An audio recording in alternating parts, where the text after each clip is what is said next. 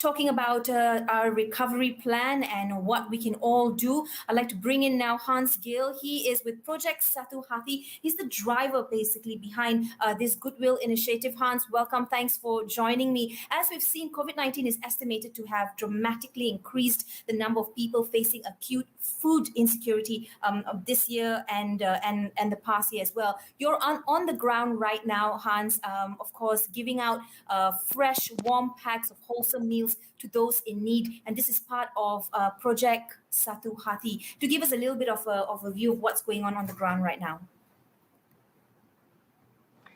Okay, good afternoon, Jesse. Maybe I should put on my mask and show you a little bit on the hospital. I actually wanted to be inside. I just delivered today.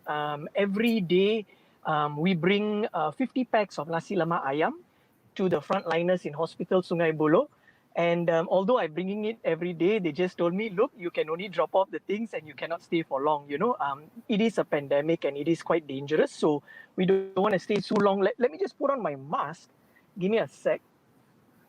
Sure, that's right. Wear your mask and be safe. In fact, a face shield is a choice for many people. But Project Satu Hati is meant to extend warm packs of food to the needy, the homeless, refugees, and even the busy frontliners who are unable to get their hands on a good meal.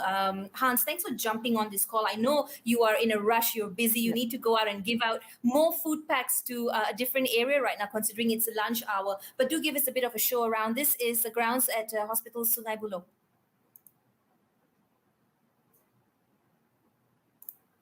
Sungai Buloh Hospital.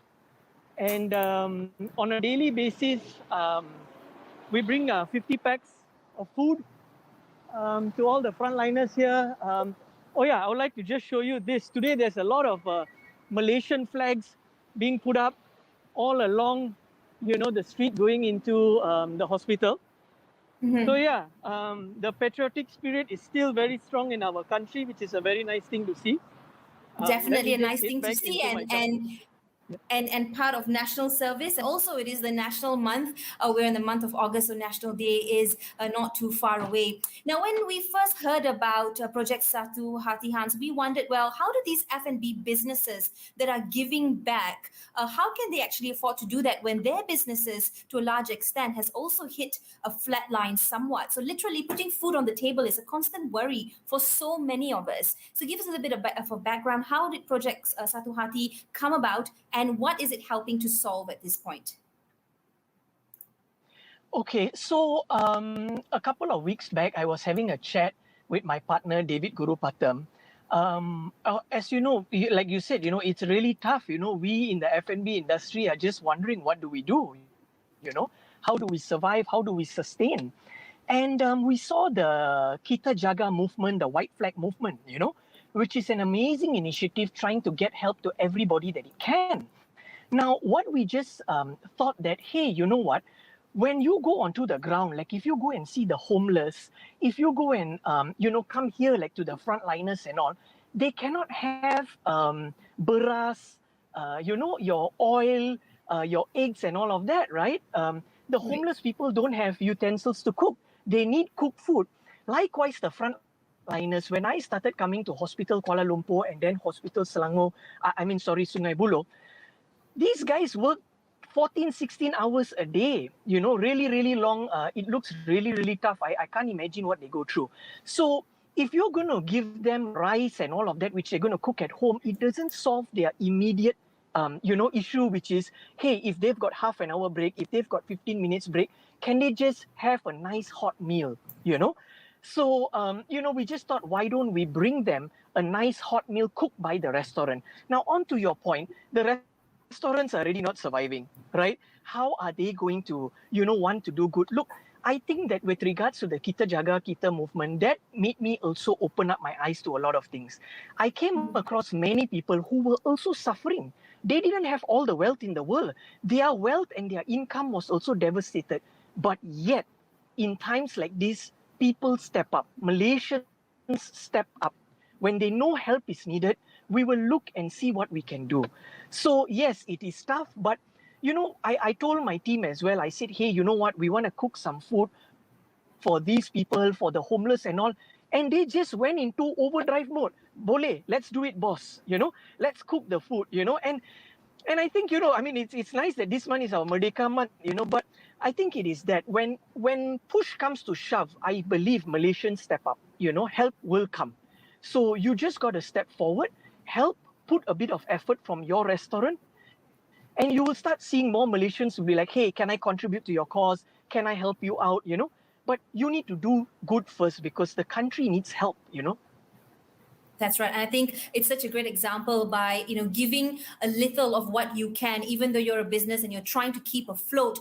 This is a model, perhaps a formula that will help keep your business stay above water, at the same time giving back to the rakyat and the people who need it. So let's just break it down very simply. A restaurant who's interested can get in touch, and they can subscribe to this plan, quote unquote, in which they will cook fresh meals for a small fee, and then distribute that through your team on the ground. Yep. So currently, I cover a certain amount of locations. There's another guy with us called Jack. Jack also does. And of course, from the Olive Tree Group, we've got Leslie who and Satish as well on the ground, and Saravanan. So they all are actually covering different areas. So right now, as we speak, I'm just left Sungai Buloh Hospital.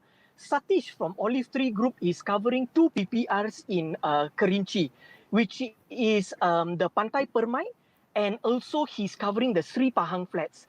So, we just thought that, hey, there are so many people that need help. Restaurants can keep people employed by actually giving their staff work. Thankfully, Jesse, response has been quite good for my stall Curbside, that I have had to hire 2 new people to cook. So it is a pandemic, it is tough, but can you imagine that when we wanted to start making these nasi lemaks and we started making 50 packs, went to 100 packs, and then more people started coming forward to wanting to donate. And then we went to the hospitals and all of this, and when I went on the ground, it's really bad in the homeless areas. We have got so many. You have the refugees also who are displaced. And so we needed to now start cooking more, right? Because the demand is like, hey. Right, Hans, I'm going to have to jump in here because I know you have a lot to share, but I don't have much time with you. Very quickly, how many food packs is needed here in the city center, in your opinion? And is there a shortfall right now? Yes, Jesse, definitely a shortfall. If we can, David would like to serve at least about 2,000 meals a day, and we are doing maybe about 300 to 500 per day. So we would like more restaurants to come on board, and hopefully, God willing, if we can get more donations, means we can hire more people to cook and also serve more people. That is the goal. All right, just want to share with our viewers today the Facebook pages. They can go to the Project Satuhati page. That's right. Go for it, Hans. Can you just plug in a quick promo here? Share with us the Facebook, Instagram, and of course your phone number so people can get in touch immediately and lend a helping hand. Yep. So the Facebook page of Project Satuhati is actually a group, not a Facebook page. Just type PROJEK, not JECD. So project as in PROJEK Satuhati. And I think today, Jeremy, who's been a great support, he's actually going to put up all the restaurants which are there, and their contact numbers are there. So you can support those restaurants directly. Mine is Curbside Jalan Kasa. We have got Leslie's Olive Tree Group. We've got Jin Rickshaw. We've got more and more coming on board. So all of the details are there. Please go to the Project Satuhati Facebook group as well as the Instagram page, and you will get daily updates from there.